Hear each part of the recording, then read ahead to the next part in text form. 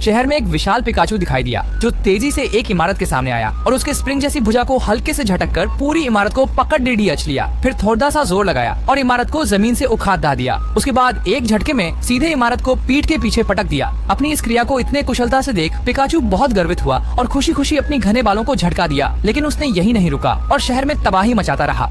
थोड़ी ही देर में आधे से अधिक शहर पहले ही नष्ट हो चुका था। इस समय पीकिंग मॉन्स्टर ने स्क्रीन के सामने तुम्हारी ओर देखा, फिर बगल में खड़ी गगनचुंबी इमारत को देखा। उसने अपनी भुजा को झटकने की कोशिश की, पर यह इमारत सच में बहुत ऊंची थी। बार बार कोशिश के बावजूद वह इसे पकड़ने में असफल रहा। लेकिन पीकिंग मॉन्स्टर ने हार नहीं मानी, पूरी ताकत लगाई और आखिरकार इस इमारत को पकड़ लिया। लेकिन इमारत असाधारण रूप से ठोस। पीकिंग वाइट न केवल इसे हिला सका बल्कि उसमें फंस भी गया। दैत्य शिकारी ने यह देखकर रूप बदलना शुरू किया। उसने पहले विशालकाय अंडरवियर तैयार किए, फिर उसमें प्रवेश किया और स्विच चालू करने के बाद उसमें शक्तिशाली बिजली प्रवाहित की। जल्द ही 100 मीटर का एक विशालकाय प्रकट हुआ जो सीधे पीकिंग वाइट के सामने खड़ा हो गया। इतने शक्तिशाली विशालकाय को देखकर भी पीकिंग वाइट बिल्कुल नहीं घबराया और उसने एक बार फिर अपने लहराते हुए बालों को झटका दिया। विशालकाय इसे चुनौती मानता है और तुरंत पिगन मॉन्स्टर पर हमला करता है। एक डंडा मारकर उसकी बांह तोड़ देता है और टूटे हुए हाथ का टुकड़ा वापस उसके सिर पर लग जाता है। इस तरह पिगन मॉन्स्टर खुद को मार लेता है, जिससे विशालकाय भाई हैरान रह जाता है। रात में शहर में फिर से एक उछलने वाला जानवर दिखाई देता है जिसका सिर के नीचे सब कुछ पैर है। बड़े भाई इसे पकड़ना चाहता है मगर वह कैसे भी पकड़ नहीं पाता। चमकते हुए फेरिस व्हील को देखकर डान त्याओशोशिंग इत होकर उस पर कूद पड़ा। जब वह खुशी से खेल रहा था तब दाशोंग ने मौका पाकर उसे एक डंडे से उड़ा दिया जो ठीक बीच में एक बिल्डिंग में फंस गया। उसके स्टाइलिश सिर के भी फंस जाने के कारण वह जितना सोचता उतना गुस्सा होता गया। अंत